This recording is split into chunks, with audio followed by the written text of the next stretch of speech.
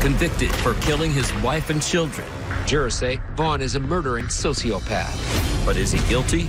They believe he must have staged the crime scene that after shooting her, he reached over here to make it look like she shot the kids. Or innocent? There's some smeared blood.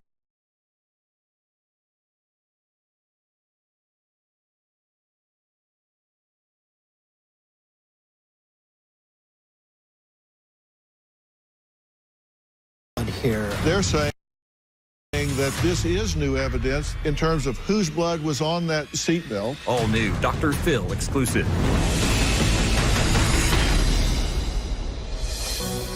On an early June morning in 2007, 32-year-old Chris Vaughn was found limping away from his SUV with 2 survivable gunshot wounds. One bullet pierced his left wrist, while another went through his left leg. His children, 12-year-old Abigail, 11-year-old Cassandra, and 8-year-old Blake, were found dead, together in the rear passenger seats, each shot twice. Chris's wife, Kimberly, was in the front passenger seat, slumped over the center console with a single contact gunshot wound under her chin. Chris's handgun was found on the floorboard near her feet. 5 years later, a jury convicted Chris of murdering his family, and he is now serving 4 life sentences. But Chris's parents, Gail and Pierre, say they know their son could not have done these heinous crimes. So if Chris didn't commit the murders, then who did and how? For the past 14 years, private investigator Bill Clutter has been on the case and claims he may have the answers that could get Chris out of prison. Here's what happened yesterday. A suburban dad will spend the rest of his life in prison for murdering his wife and 3 children. Police disregarded all kinds of evidence that pointed away from Chris. When the police suggested, did Kimberly shoot the kids? Every time he would defend her and tell them there's no way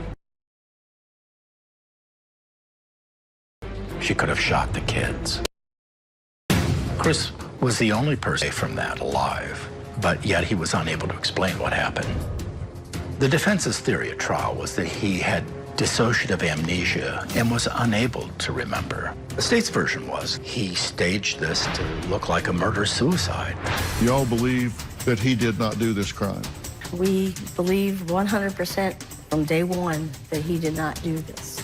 On June 14th, 2007, our lives changed forever. The media pointed to Chris right away. Every article started out accusing him of killing his wife and kids. To shoot your children at close range, there's no soul in that person. The prosecution put on this big show with these horrific scenes from the crime, and Chris was not seeing the same pictures. He had monitors in front of him, but they were blank. And so the jury thought he was seeing the pictures of the crime scene and not reacting to them. Jurors say Vaughn seemed not to care whether his wife and kids were alive or dead. He showed no emotions really at all what happened to his family.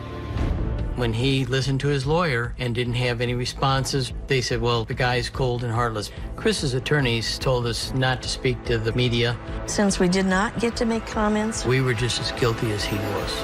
Chris's position is that this was a murder-suicide. Did you ever just straight up point blank ask him what the hell went on the side of the road? No. We didn't know how it happened, but we did believe he did do it. Bill Clutter has been investigating the case. He thought Chris was guilty. As he dug some more, he changed his mind. Kimberly was prescribed a cocktail of medications, nortriptyline and Topamax. For Topamax, one of the warnings is if you're feeling anxiety or a change of personality to contact your physician. Well, 2 weeks before this happened, Kim, in an email to her husband, described exactly that. Topamax can cause depression, suicidal thoughts, and violence. That does give credence that this was a murder-suicide committed by Kimberly. What did you see personality-wise that your daughter-in-law would do something like this?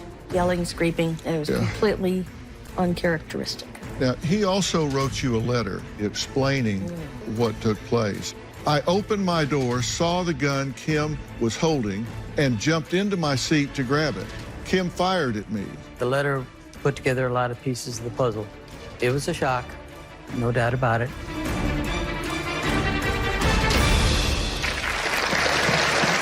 Bill Clutter, investigator, hired actors to do a reenactment of how Chris's blood got on Kim's seatbelt. Now, we have the interior of an SUV here for Bill to show us what he believes happened and what he thinks explains an awful lot in this case. And with Jed looking on and all of you as well, Bill, take the floor and show us exactly how you think that happened and why you think it's important in determining who did the shooting in this case. Right. What I'd like to do, though, is first show where the blood stains were on the seatbelt. So the seatbelt was unbuckled, the passenger seatbelt, when Illinois State Police arrived. There were some passive stains here. And when they retracted the belt out, they observed a large saturation stain right there. And it's going to slip off, but I'll put it back on. So when Chris was indicted, they believed that this was Kimberly's blood, and he must have staged the crime scene by unbuckling the seatbelt to give her the range of motion to shoot the children. And our crime scene demonstration proved that that didn't happen at all. When we prompted our actor to unbuckle the seatbelt when it was latched, he had to, all he had to do with his good hand that wasn't bleeding, just slide it in between the arm and unbuckle it with one finger. Okay, now, so you're saying that they're saying he staged this by unbuckling her seatbelt after she was shot. Okay, and that he would have to do that so she would have the ability to be able to turn. Right, the range of motion to shoot the children. Shoot the three children in the back seat. So this was an afterthought. Like after he self-inflicts, according to the state, he says, oh, I got to unbuckle the seatbelt. So that's their theory of how his blood gets on there. We read Chris's letter to the actor, and we had him play it out. Or let's do that. And so Kim is shot, and he's looking away, and he's reaching with his good hand. He's grabbing it. He's already shot. He's already shot. In his left wrist and his left leg. And his left leg. He's pulling it out, and he described it to us that his hands are shaking, they're trembling, and he can't get the seatbelt buckled. Well, we know now because the latch is under the arm. He can't reach it. And so he gives up and decides to walk away. Now, there was also a stain on the console here that shows that it was pulled in the direction of the driver's door. Well, there's his passive blood is here on her left arm, on her left leg. Okay. And so there was no explanation for how that blood got there until the letter. Now we know. And he says that he's going to drive. His thought was in the letter, he says, well, I need to drive. I need to get somewhere, obviously. So she slumped over, and he's going to buckle her in because he doesn't want her body flopping around in the car, obviously. That's right. But he decides he can't do that, so he lets that go. So this retracts inside here. That's right. Okay, and they find that later. And there's, you know,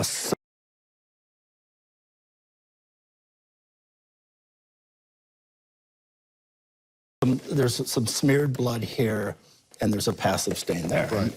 Okay, because we know from the trajectory of the bullets that what it appears is that she turned this way and shot this child. Right. Our trajectory shows that the shots came from right here. Okay, so she would have been up and shot this way, then this child, then whatever order. That's right. Then 1, 2, 3 children. That's right. In the back. And so our next back seat. Demonstration will be, our next crime scene reconstruction will be the ballistics, because, you know, their theory, the state's theory was that he kills Kim and then reaches over her body to make it look like she shot the kids. Well, she's bleeding. This is all a large blood stain where she's bleeding, slumped this way. And I think our demonstration will show that there's no way he could have done that without getting her blood on his right arm. And do we know is their theory that he was shot before, or he shot himself before or after he shot the children? I think their theory is that he shot himself last, that he was That he self-inflicted. did all of this shooting and shot himself last. And then realized that he needed to unbuckle her seatbelt. Okay. There was not a gun residue test because in a closed area like this, gun residue would have been all over everyone. Right. They did GSR on Kim, but, you know, that really doesn't say a lot because of being inside of an enclosed vehicle. It's going to settle on. It's going to settle on everyone. Jed, what do you think this does factually? How do you think this changes things? Well, I think that the blood stain on the seatbelt is a game changer for the defense. I think that the angle of the bullets that were fired by Kim into her children could not have been fired by Chris, and the trajectory of those bullets shows where they came from, and I think offers the answer of who fired them. The science of this case, the forensics, the blood spatter, the trajectory of bullets, all lead to a conclusion of innocence, and all must be presented to the court. All right, coming up, the attorney who prosecuted Chris says he's right where he belongs. We'll talk to him when we come back.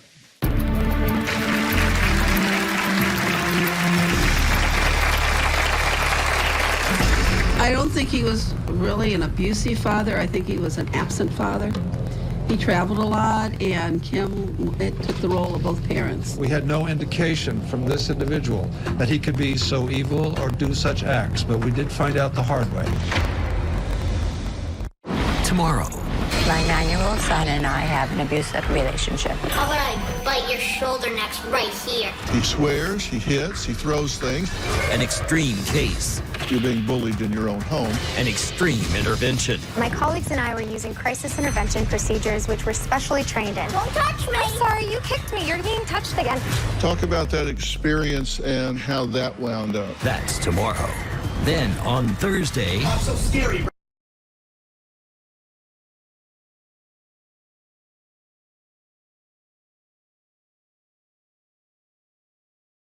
Should lose him. Why can you not look at her when she's talking to you? This is right. That's Thursday.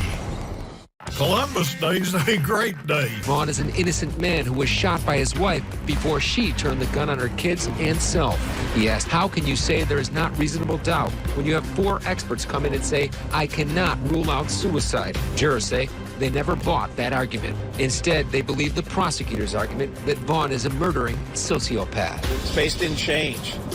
And again, that's the mark of a psychopath. He'll spend the rest of his life staring at the cold walls of a prison cell, and then he'll meet his maker later for his real punishment. Well, that was the state's attorney, James Glasgow, right after the conviction of Chris Vaughn. Now, we reached out to his office for a comment, but he declined. The prosecution's theory was that Chris wanted to live in freedom in the Canadian wilderness without his wife and children. We also reached out to Kim's family to see if they would give us a comment, but they also declined. However, here's what they had to say after the verdict 10 years ago. When you lose a child, it's unusual. Overwhelming raw emotion from a father and family. Very difficult. Who for the first time offered insight into Christopher Vaughn before he murdered their daughter and grandchildren in cold blood, describing him as isolated. We had no indication from this individual that he could be so evil or do such acts, but we did find out the hard way. I don't think he was really an abusive father. I think he was an absent father. He traveled a lot, and Kim took the role of both parents. Kimberly's mother and sister read prepared statements in court, just feet from the man they once called son-in-law. The judge asked Vaughn if he wanted to make a statement to offer anything to answer the question of why.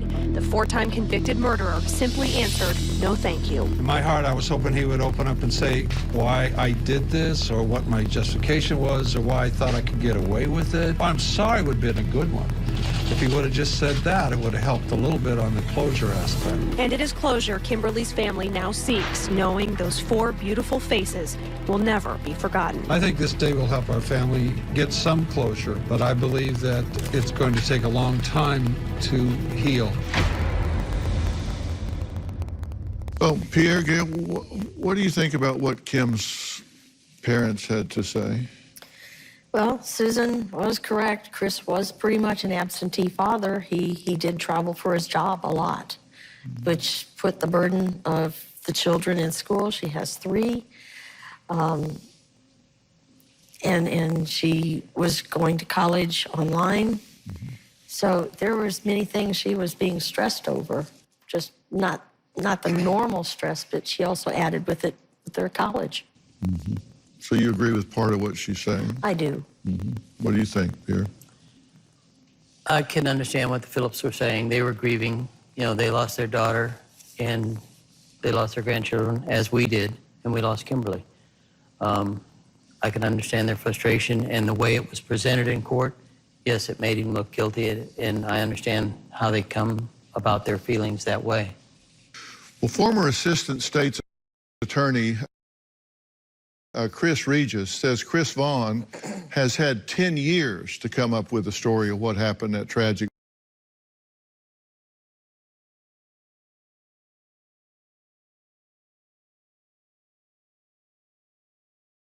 Explain things away, but that doesn't change what happened at the time. And you say there's nothing new here. What do you say about the blood evidence and what was not presented in the case at the time?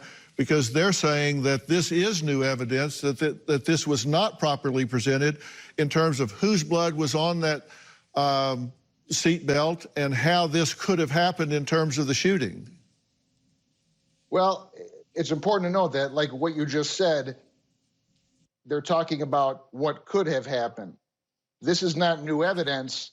This is a new interpretation of evidence that existed at the time of the trial. There were 4 bullet holes found in his jacket. 2 of the holes in the jacket do not correspond to any injuries on his body. How do you explain those 4 bullet holes? You have no idea how relevant what you're talking about is. Professor of Behavioral Economics, Dan Ariely, reveals the science behind online dating. People make all kinds of association based on how we look. I look kind of strange. If I had to go on online dating, it would be tough. Is technology helpful? If you say, I don't want to see bald people, you'll never see somebody who's lovely and bald. Or harmful? They might miss me because I'm bald, but they would also miss Dwayne Johnson, The Rock.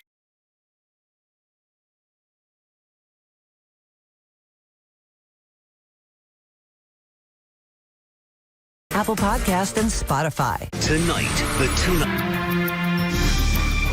You talked about his demeanor at trial. What was it about his demeanor at trial that you think was impactful on the jury?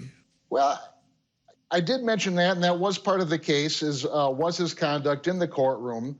But remember, it was also his conduct in the hours, even minutes, following the murder of his wife and children. He had contact with several medical professionals. He had contact with several police officers at the hospital in the morning before he was brought to the state police headquarters, and he never once inquired about his children.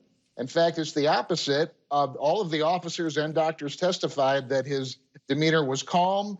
They could talk to him about normal things. He would respond to questions, not about the case, but just about things in everyday life, just to make a conversation with them. And he never asked about his children. And that was a very powerful piece of evidence, I think, that the jury considered. Right. Do you think it's possible that he was in shock and denial at that point and was not admitting into consciousness what he had seen or observed with regard to his children's death? All of the medical professionals who testified, be it from the paramedics who responded to the scene and had first contact with him, to the treating physicians, and there was more than one at the hospital he was taken to, said that he was not in shock, nor had he been in shock. There's no evidence to support that at all. Okay. And what do you think of the position that the investigator lied to the jury? Well, you're talking about the grand jury, not the jury. And that was before my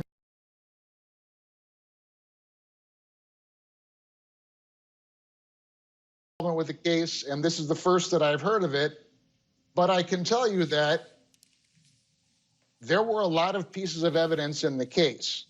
And if the investigator misspoke at the grand jury indictment, the question becomes, did that mistake, or even if it was a lie, and I'm certainly not conceding that it was that bit of misinformation completely fatal to the case? Without that one piece of evidence that may have been mischaracterized, do we have to throw out everything else because there was no other evidence to convict him? And that's simply not the case. There was a boatload of evidence to convict Chris Vaughn of these murders, and the standard isn't no mistakes ever can be made. If the investigator made a mistake at the grand jury, you look at that in the context of all the other evidence that was presented, and could they have returned? Remember, the standard of grand jury was probable cause. So was there probable cause to indict Christopher Vaughn at the grand jury based on the evidence presented? That's the question. And the answer is yes. Well, Bill, go ahead. I'd like to respond to that because, you know, this is one of the rare cases. I've been doing this 35 years. I started the Illinois Innocence Project. I don't take these cases lightly. And I was appointed to this under a reform that was designed to prevent innocent people from being convicted. And once that reform went away, he got a new defense team. But it's rare in a case when you have the crime scene investigator for the state police agency assigned with the task of collecting the evidence and trying to figure out what happened, butting heads with the state's attorney of Will County because none of their theories fit the evidence, according to the crime scene investigator. Once he voiced those concerns, he was removed from the case, and the charging decision was made without him as part of that team. And so that's an unusual case, and this case needs to be examined by a special prosecutor to look at the testimony of the state police investigator who testified that that seatbelt was buckled when Kim was shot. It's clearly not, according to our crime scene reconstruction. That there was a crime scene investigator who had a difference of opinion with the other investigators. But he was relying on science and the physical evidence. All right, and let me talk or not. Go ahead. Please. Thank you. That was his opinion and his interpretation of the evidence. He was allowed to testify at trial, and he did testify to that he had a different opinion about the evidence and a different interpretation, and the jury did not find that persuasive. But he wasn't allowed to testify as to the tunnel vision and what led up to the indictment of Christopher Vaughn. The judge barred that testimony.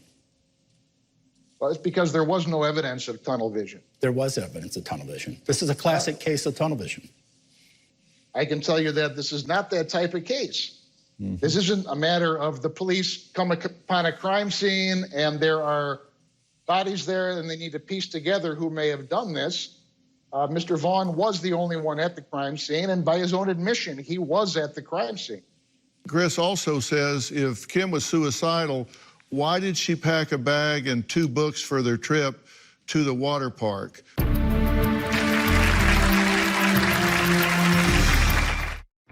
Closed captioning provided by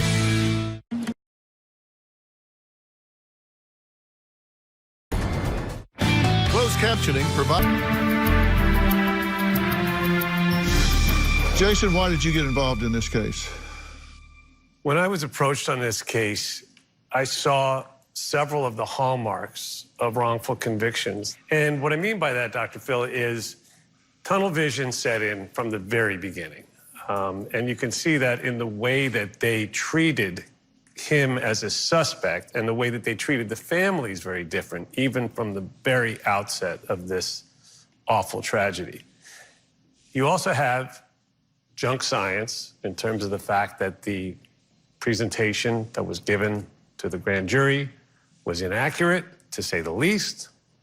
That's probably too kind of a word. And then you have trial by media. So I don't think he had a hope in hell with those factors lined up against him. Lauren, you have done a really deep dive on this, really deep dive, and talked to Chris Vaughn. Why do you think he's innocent? A lot of the same reasons that Jason brought up. You know, I had covered crime in television for over a decade, and I was a little blindsided that I had never heard of this story. You mentioned Drew Peterson. This story never broke on a regional stage. It was a local story. And immediately when I saw his mugshot, there was something that was incongruous with the crimes of which he'd been convicted. So it started out just as a hunch. But the more I dug, the more reason I saw to keep going. Definitely as the lone survivor, he was targeted from the beginning. And when you arrest a man the morning of his family's funeral, there's no presumption of innocence. And then I started speaking to the Vaughns and to Bill Clutter. And again, the more questions I asked, the more I felt the need to continue asking. And that's led us to where we are now. Yeah. It's a tragedy onion, Dr. Phil. Yeah. You peel it away and it gets worse. And so you think this whole thing was a grandstand play? I mean, doing it the morning of the family's funeral, this made headlines locally. It was a perp walk of the highest order to pull him out on that day in that way. So everybody goes, oh my God. And he was held in prison for 5 years before he stood trial. And when he walked into that courtroom, it was with the full presumption of guilt, not innocence. And that's not the way the system's supposed to work. All right, coming up, according to Pierre and Gail, Chris does not want another trial. So what does he want? We'll find out next.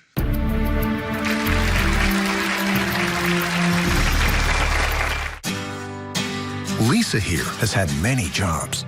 She's worked in retail during the holidays, as a barista. Area and would like to watch a live taping here in the studio, go to drphil.com and click on Be Part of the Audience and select In Studio. And if you would like to be in our virtual audience, select Attend Virtually. We have a good time here, don't we, audience? All you need is a computer with a camera and high-speed internet. We'll see you soon.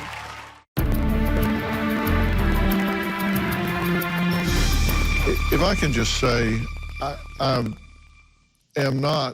it is not lost on me that y'all are having to sit here while we talk about the shooting of your grandchildren.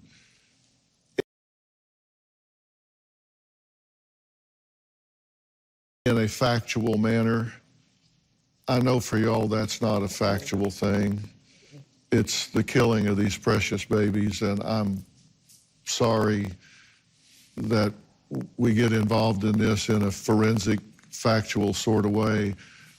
Don't think that it's lost on me that we're talking about your precious grandchildren, and I know I don't care how long it's been, I know that that's very difficult for y'all to sit through, and I'm sorry that you have to sit through that and hear that, but you know it's for a reason and a purpose. We're trying to get people to know it, but don't think that I'm not sensitive to what it does to you guys to have to go back through that again. I appreciate that. And I appreciate your courage in doing it. So thank you for allowing us to do that, and I hope we've not been terribly insensitive about that. I've tried to not be too graphic about this. That's why we've not shown pictures. I've not wanted to drag you through that hell again, so I hope we've been respectful about that. I appreciate that, because at the trial they did have the pictures, and that's exactly what got the jury thinking he did it. Yeah. Well, we're not wanting to sensationalize here. We're just wanting to get the facts out because I think there's a story to tell. Thank you. Jason, you had a point you wanted to make.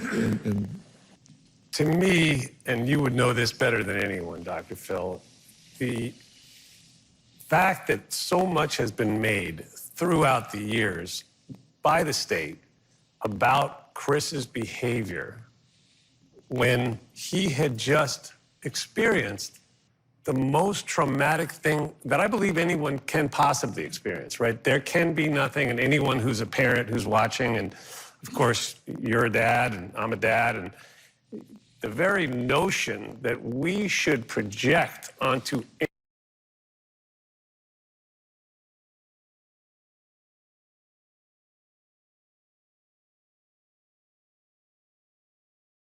anyone our feelings about how they should behave when they've just seen their family murdered in front of their eyes.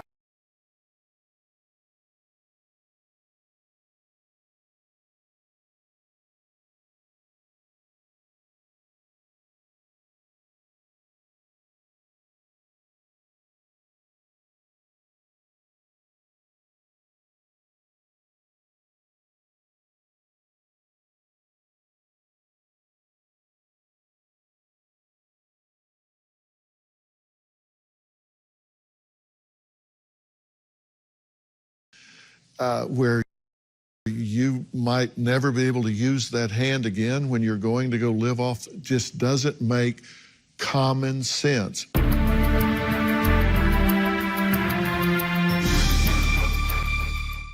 What can I do with less asthma?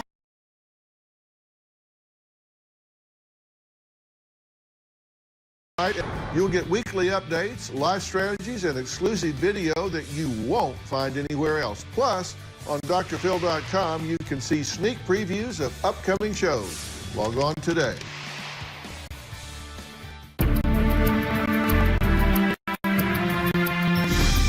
There's an email that Chris sent to you and me, Jason, and I want to close with looking at that. I am indescribably grateful that you have taken the time to take a closer look at my case. I am grateful for your help in bringing my situation to the attention of such a large audience. This effort should help them realize not only the possibility, but the reality that wrongful convictions happen. Your help and support means that not only is my hope of regaining my freedom more realistically attainable, but that I can be part of and contribute to something larger.